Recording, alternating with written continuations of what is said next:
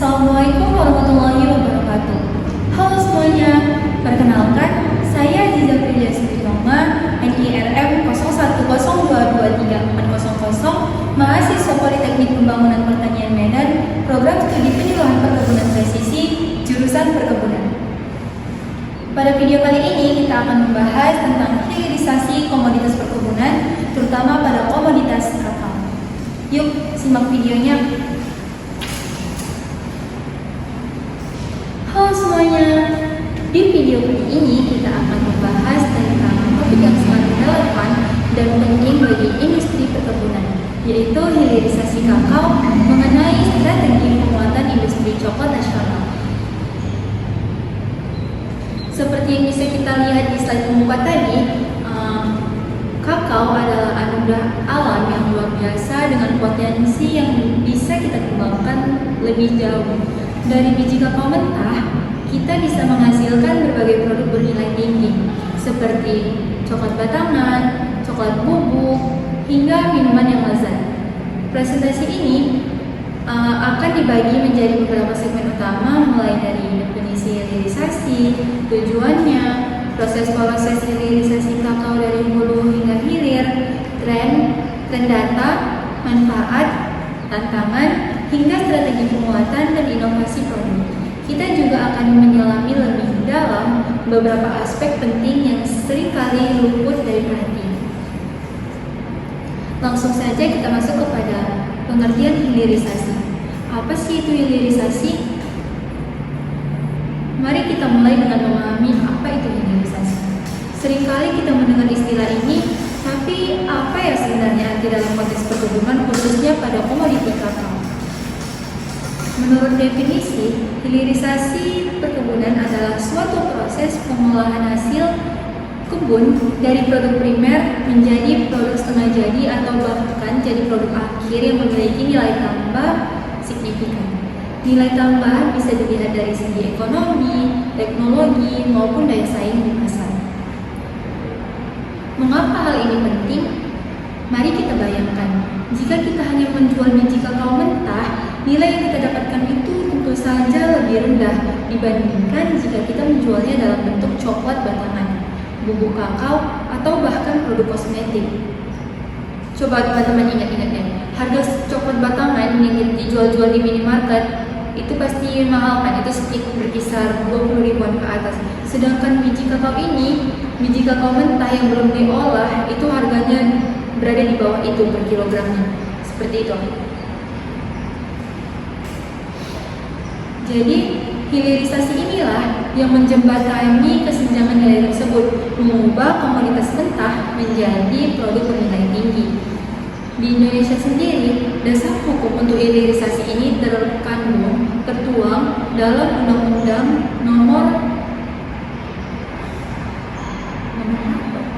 Undang-Undang tentang Perindustrian serta Peraturan Menteri Pertanian tentang pengembangan produk perkebunan. Ini menunjukkan komitmen pemerintah untuk mendorong proses ini secara legal dan sistematis. Jadi, hilirisasi itu bukan hanya sekedar mengolah, tapi juga menciptakan nilai baru, memperkuat ekonomi nasional, meningkatkan kemampuan inovasi kita, dan pada akhirnya hal ini dapat mendongkrak daya saing kita di pasar global.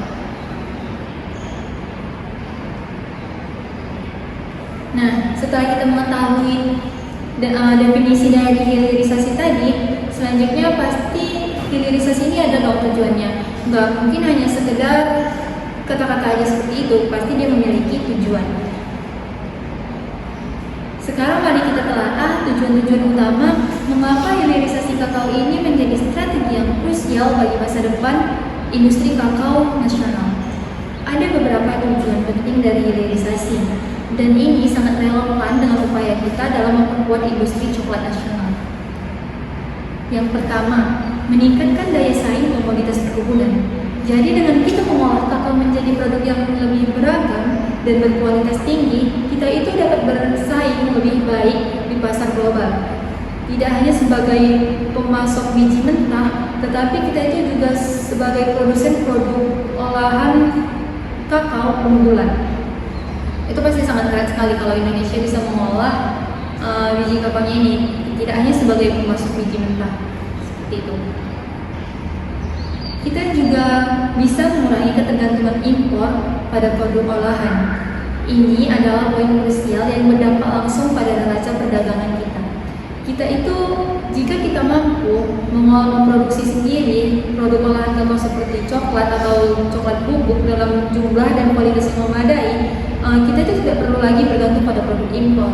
Hal ini akan menghemat devisa negara dan secara signifikan itu memperkuat industri dalam negeri. Selain itu, kita juga dapat menciptakan lapangan kerja baru, karena di sini banyak, apalagi fresh graduate dan orang-orang pengangguran yang memerlukan pekerjaan. Jadi dengan hilirisasi ini, kita dapat menciptakan lapangan pekerjaan baru. Dari pengolahan primer hingga produk akhir adalah rantai nilai yang kompleks dan padat karya. Ini membutuhkan banyak tahapan dan tenaga kerja, mulai dari petani yang menghasilkan bijinya yang berkualitas, pekerja pabrik pengolahan, hingga distributor dan pemasok produk akhir. Ini secara langsung akan berkontribusi pada penyerapan tenaga kerja dan peningkatan pendapatan masyarakat.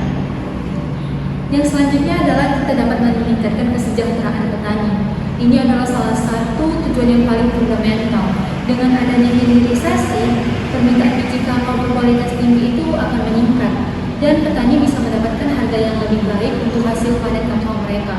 Mereka tidak lagi menjual biji kakao itu dengan harga yang murah, tetapi bisa meningkatkan harganya sedikit lebih mahal, seperti itu. Selain itu, peluang bagi petani untuk terlibat langsung dalam pengolahan skala kecil atau koperasi itu juga terbuka, sehingga itu menambah sumber pendapatan mereka. Bayangkan aja jika petani bisa melakukan proses fermentasi sendiri, itu tentu saja dapat menambah nilai jual, meningkatkan nilai jual dari si biji kakao tadi, daripada yang hanya dijual dalam bentuk biji kakao tanpa proses fermentasi. Nah, sekarang kita akan masuk ke inti pembahasan, yaitu proses hilirisasi kakao itu sendiri. Kita akan mulai dari tahap yang paling awal yang sangat menentukan kualitas akhir produk, yaitu hilirisasi primer. Fokus pada pengolahan bahan baku. Tujuan utama dari hilirisasi ini adalah meningkatkan kualitas biji kakao agar memenuhi standar industri, baik untuk ekspor maupun olahan lokal. Biji kakao mentah yang baru dipanen belum siap untuk diolah langsung menjadi coklat yang lezat. Proses utama yang paling vital adalah fermentasi biji kakao. Jadi fermentasi itu adalah proses biologis yang melibatkan aktivitas mikroorganisme seperti ragi dan bakteri asam laktat. Jadi proses ini berlangsung selama 5-7 hari, di mana pulp, jadi pulp itu adalah daging buah yang berwarna putih yang menyelimuti biji, itu akan dipecah. Jadi tujuannya itu sangat penting. Tujuan dari fermentasi ini adalah untuk menghilangkan rasa pahit dan rasa asam yang tidak diinginkan pada biji kakao, serta membentuk prekursor flavor. Apa itu prekursor flavor? Jadi prekursor flavor itu adalah senyawa-senyawa yang nantinya akan berkembang menjadi cita rasa coklat yang khas saat dipanggang. Tanpa fermentasi yang tepat, coklat ini tidak akan memiliki aroma dan rasa yang kompleks seperti yang kita cium-cium, seperti yang kita ketahui aroma coklat yang memiliki aroma yang khas. Teknologi yang digunakan dalam fermentasi ini sangat beragam. Di zaman yang modern ini, di zaman yang serba-serbi dengan teknologi, nggak mungkin dong teknologi tidak berperan dalam proses fermentasi ini. Jadi yang pertama ada box fermenter yang memungkinkan kontrol suhu dan aerasi itu lebih baik. Heap fermentation yang lebih tradisional dengan tumpukan biji ataupun tray fermentation yang menggunakan nampan yang disusun secara bertingkat-tingkat. Jadi pemilihan metode ini seringkali bergantung pada skala produksi dan sumber daya petani. Namun ada juga tantangan besar di sini. Jadi seringkali fermentasi itu gagal atau tidak konsisten karena praktik petani yang belum seragam atau kurangnya fasilitas yang memadai. Ini menjadi area yang perlu kita tingkatkan melalui edukasi dan penyediaan infrastruktur. Di sini juga peran dari penyuluh perkebunan itu sangat dibutuhkan. Penyuluh harus mengedukasi petani tentang praktik tentang pengolahan pasca panen, terutama pada proses fermentasi pada biji kakao. Setelah Setelah fermentasi, tahap yang selanjutnya adalah pengeringan. Jadi, pengeringan ini sangat penting untuk mencegah kerusakan dan menjaga kualitas biji. Tujuannya adalah untuk menurunkan kadar air biji secara drastis dari sekitar 60% setelah difermentasi menjadi 6-7% saja. Kadar air yang rendah ini sangat penting untuk penyimpanan jangka panjang dan mencegah pertumbuhan mikroba yang tidak kita inginkan. Jadi kan setelah fermentasi ini, selanjutnya si biji-biji ini tadi akan kita simpan, tapi sebelum disimpan, terlebih dahulu kita keringkan agar pada saat kita melakukan penyimpanan di gudang, dia ini tidak gampang tidak gampang mikroorganisme atau jamur tumbuh pada biji kakao itu. Metode pengeringan itu bisa bermacam-macam, mulai dari menjemur di bawah sinar matahari. Nah, hal ini nih yang paling umum dan yang paling sering kita jumpai pada petani-petani di desa-desa. Kalau di desa saya sendiri ada beberapa petani yang menjemur kakao di bawah sinar matahari dengan menggunakan alas boni, lalu biji-biji kakaonya diletakkan di atas boni lalu dijemur di bawah sinar matahari. Itu yang paling umum di tingkat petani, dan itu lebih efisien dan juga higienis. Atau open mekanis, ini untuk skala industri yang membutuhkan kontrol lebih presisi. Proses ini krusial untuk menjaga pertumbuhan jamur, khususnya aflatoksin yang bisa merusak kualitas biji, menghasilkan racun, dan berbahaya bagi kesehatan konsumen. Pengeringan yang tidak tepat adalah salah satu penyebab utama penolakan biji kakao di pasar internasional. Sayang sekali ya kalau misalnya kita jual nih biji kakao yang sudah kita fermentasi dan kita keringkan ini, tapi dia ada jamurnya, dia itu bakalan ditolak di pasar internasional. Yang selanjutnya adalah sortasi dan grading. Jadi di tahap ini si biji kakao itu dipisah-pisahkan. Tentunya pasti ada parameternya dong.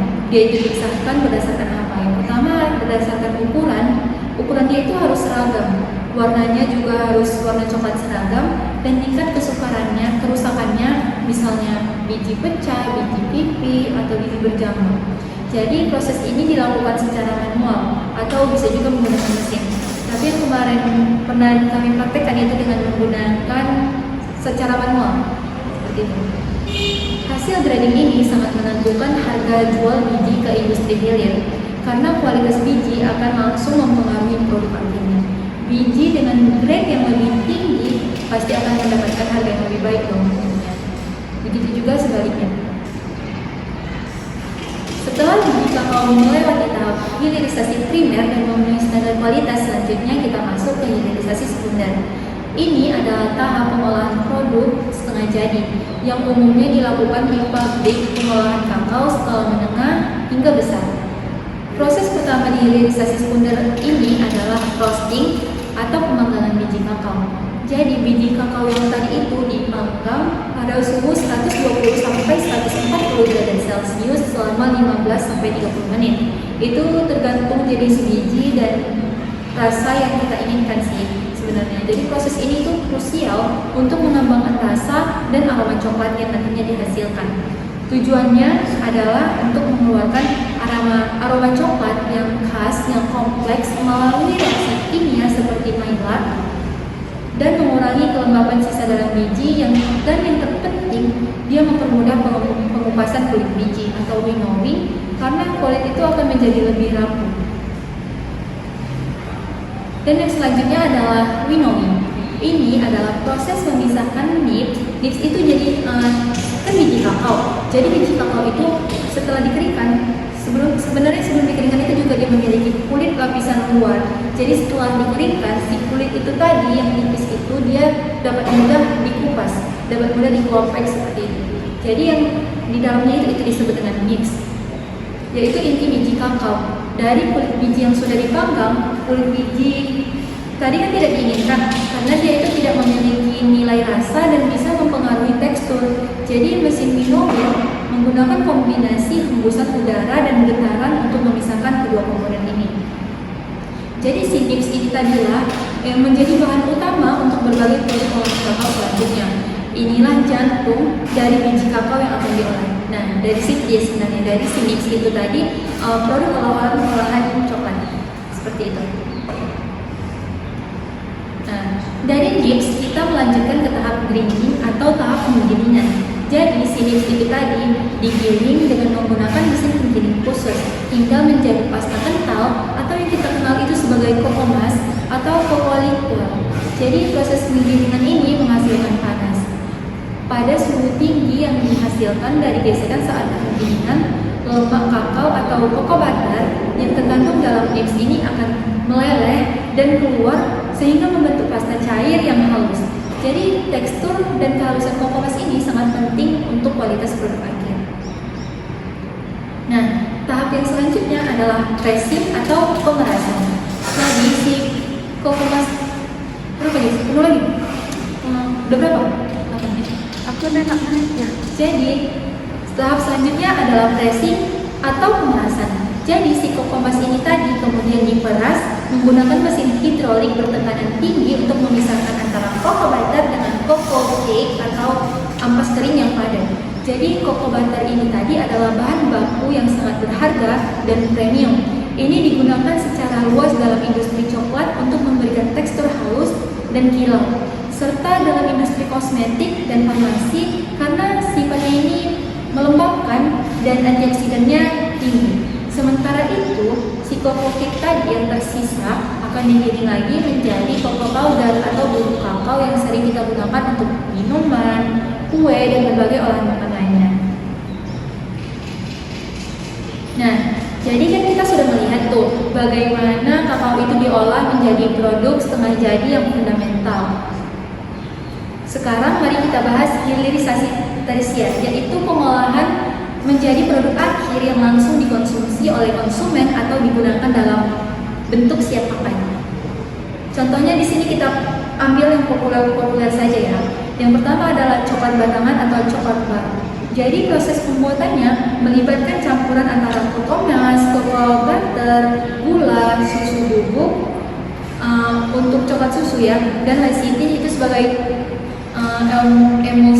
emulsifier untuk menghasilkan tekstur yang halus. Jadi campuran ini kemudian diolah melalui dua tahap penting, yaitu conching dan tempering. Apa sih itu conching? Jadi conching adalah proses pengadukan dan penghalusan yang lama, bisa berlangsung selama berjam-jam untuk mengembangkan rasa, menghilangkan sisa keasaman, dan mendapatkan tekstur yang sangat halus. Sementara tempering adalah proses pendinginan secara bertahap yang terkontrol untuk membentuk struktur kristal lemak yang stabil, mencegah fat bloom atau lapisan putih pada coklat, dan memberikan kilau serta tekstur renyah yang sempurna. Jadi pada akhirnya bisa berubah produk coklat hitam itu dengan presentasi kakao yang tinggi, coklat susu atau coklat putih yang hanya mengandung cocoa butter tanpa cocoa mas. Jadi masing-masing dengan karakteristik uniknya dong tentunya. Selain itu ada juga selai coklat atau coklat spread. Jadi bahan-bahannya itu meliputi cocoa powder, cocoa mass, minyak nabati, gula, susu, dan perisa. Jadi semua bahan ini dicampur menjadi satu hingga rata dan dihaluskan hingga menghasilkan tekstur yang lembut dan creamy. Jadi produk ini juga memiliki nilai tambah, terutama jika kita kembangkan sebagai produk artisan berbahan kakao lokal, menonjolkan ciri khas daerah kakao itu dong tentunya. Hilirisasi ini juga bisa merambah ke produk lain, seperti minuman bubuk kakao. Jadi si bubuk kakao ini tadi dicampur dengan gula dan creamer atau bahan tambahan lainnya deh, untuk menciptakan minuman instan yang praktis. Jadi produk ini kemudian dikemas dalam kemasan sachet kecil-kecil untuk satu kemasan lain yang siap seduh untuk konsumen. Seperti itu. Yang tak kalah menarik dan memiliki pasar besar adalah pemanfaatan cocoa butter untuk produk kosmetik atau farmasi. Jadi si cocoa butter ini banyak digunakan dalam produk seperti lotion, lip balm, krim anti penuaan, dan produk skincare alami karena sifatnya pelembab, emolin, dan kandungan antioksidannya yang tinggi. Ini adalah contoh bagaimana nilai tambah bisa diciptakan di luar industri makanan dan minuman. Untuk memberikan gambaran yang lebih jelas mengenai dampak hilirisasi, mari kita lihat beberapa tren dari Trend data dari jurnal-jurnal terkini dari tahun 2021 sampai 2025 mengenai hilirisasi kakao di Indonesia. Yang pertama adalah produktivitas dan RCA. Data menunjukkan bahwa RCA atau Retail Comparative Advantage, ekspor olahan kakao kita mengalami peningkatan signifikan, sementara ekspor biji mentah justru menurun. Ini adalah indikasi keberhasilan hilirisasi dalam menggeser fokus dari penjualan komoditas mentah menjadi produk bernilai tinggi. Selanjutnya adalah persaingan global.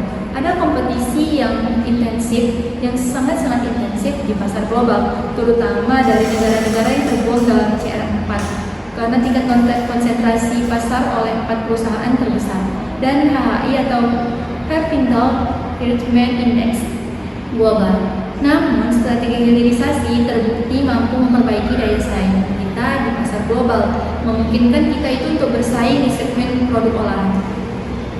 Ada juga analisis value chain. Meskipun demikian, analisis menunjukkan bahwa keterikatan antara sektor dalam value chain kakao kita itu masih lemah. Ini berarti perlu adanya perbaikan dalam integrasi rantai input output dari petani hingga industri pengolahan agar efisiensi dan nilai tambah bisa maksimal. Yang selanjutnya adalah dampak kebijakan bea keluar. Jadi kebijakan pemerintah tentang bea keluar pada ekspor biji kakao ini telah berhasil mendorong hilirisasi di dalam negeri. Namun ada konsekuensi yang perlu diatasi, yaitu bahan baku lokal yang belum mencukupi industri pengolahan sehingga timbullah ketergantungan impor dari biji kakao untuk memenuhi kapasitas pabrik seperti itu. Nah, dari tren data tersebut kita bisa melihat manfaat nyata dari hilirisasi yang telah dan sedang kita capai. Peningkatan nilai tambah yang pertama. Ini adalah manfaat yang paling menonjol. Jadi ekspor olahan kakao itu meningkat drastis dari 654 juta US dollar pada tahun 2013 menjadi 1,1 miliar US dollar pada tahun 2022. Peningkatan ini hampir 2 kali lipat, menunjukkan potensi ekonomi yang besar dari sektor hilir. Yang kedua ada penguatan posisi ekspor. Jadi kita itu berhasil mengurangi ekspor biji mentah. Namun pada saat yang sama kita memperkuat posisi ekspor produk intermediate atau produk setengah jadi kakao dengan pangsa pasar global sekitar 9,17%. Ini menunjukkan pergeseran struktural dalam ekspor kita. Yang selanjutnya adalah peningkatan kapasitas industri. Kapasitas industri pengolahan kakao nasional juga meningkat signifikan. Kapasitas industri pengolahan kakao nasional juga meningkat signifikan. Dari 560.000 ton pada tahun 2013 itu menjadi 739.250 ton per tahun pada tahun 2022.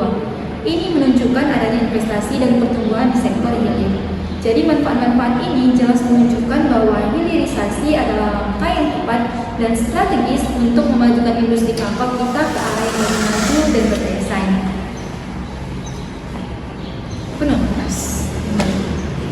Selanjutnya, meskipun banyak manfaatnya, kita juga harus jujur dan realistis dalam menghadapi tantangan yang ada dalam upaya hilirisasi kakao ini. Mengidentifikasi tantangan adalah langkah pertama untuk menemukan solusinya. Yang pertama, kualitas fermentasi biji itu masih kurang konsisten. Ini adalah masalah mendasar di tingkat hulu. Seperti yang saya sebutkan sebelumnya, variasi dalam praktik fermentasi petani menyebabkan kualitas biji yang tidak seragam, yang pada akhirnya mempengaruhi kualitas produk olahan. Yang selanjutnya, banyak industri hilir itu bergantung pada impor biji kakao. Ini menjadi ironi, mengingat Indonesia itu adalah salah satu produsen kakao terbesar di dunia. Ketergantungan ini terjadi karena pasokan biji kakao lokal, terutama yang berkualitas tinggi dan terfermentasi, belum mencukupi kebutuhan industri pengolahan dalam negeri. Ada juga dampak perubahan iklim. Ini juga menjadi suatu permasalahan global yang sangat mempengaruhi produksi kakao. Perubahan pola hujan, suhu ekstrim, dan peningkatan hama atau penyakit menciptakan ketidakpastian pasokan dan volatilitas harga global yang terus naik. Petani kakao ini sangat rentan terhadap dampak ini. Jadi untuk mengatasi tantangan-tantangan ini dan memperkuat hilirisasi kakao secara berkelanjutan, ada beberapa kunci yang harus kita implementasikan secara terintegrasi. Yang pertama, harmonisasi kebijakan hulu hilir. Jadi kita itu perlu memastikan bahwa kebijakan di sektor hulu seperti budidaya dan panen kakao itu selaras dengan kebutuhan sektor hilir atau pengolahan. Ini berarti kebijakan harus mendukung peningkatan produktivitas biji dan kualitasnya agar pasokan kakao mentah berkualitas tinggi bertambah seiring dengan kapasitas olahan industri. Yang kedua adalah penguatan kelembagaan petani. Jadi dukungan untuk koperasi petani dan unit fermentasi lokal sangat penting. Melalui fermentasi, petani itu bisa mendapatkan pelatihan tentang praktik fermentasi yang benar dan seragam, serta akses ke fasilitas yang lebih baik. Ini akan meningkatkan kualitas biji yang dihasilkan. Selanjutnya adalah kolaborasi triple helix. Ini melibatkan sinergi yang kuat antara pemerintah, akademisi, dan industri. Jadi pemerintah ini sebagai pembuat regulasi dan fasilitator, sedangkan akademisi itu sebagai penyedia inovasi, penelitian, dan pengembangan teknologi, serta industri itu sebagai pelaksana di lapangan yang berinvestasi dan menciptakan pasar. Jadi kolaborasi ini akan mempercepat transfer pengetahuan dan teknologi, serta memecahkan masalah-masalah yang kompleks secara bersama-sama.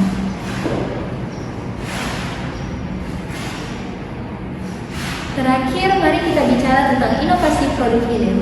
Potensi inovasi dalam industri kakao sangat besar, dan ini akan menjadi pendorong pertumbuhan ke depan dan kunci untuk mencapai pasar yang lebih luas dan bernilai tinggi.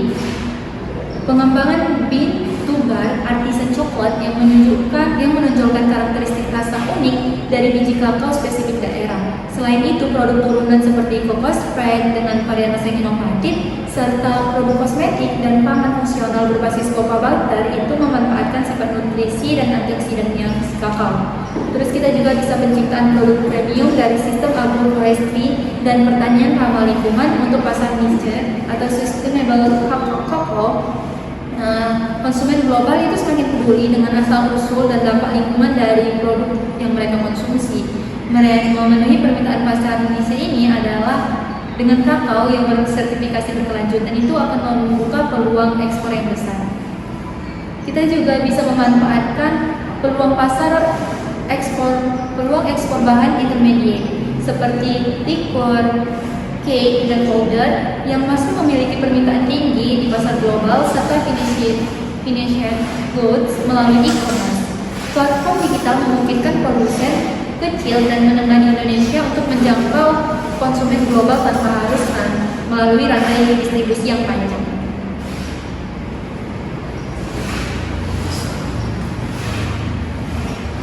Demikianlah presentasi yang komprehensif mengenai hilirisasi kakao sebagai strategi penguatan industri coklat nasional. Semoga materi ini memberikan wawasan baru yang lebih mendalam dan memicu diskusi yang produktif. Hilirisasi kakao bukan hanya tentang ekonomi semata, tetapi juga keberlanjutan lingkungan, peningkatan kesejahteraan petani, dan kemampuan kita untuk terus berinovasi menghasilkan produk-produk berkualitas tinggi yang membanggakan. Terima kasih atas perhatian Anda. Jika ada pertanyaan, saya akan senang hati menjawabnya. Silakan tanya saja. Sampai jumpa di video berikutnya. Bye-bye.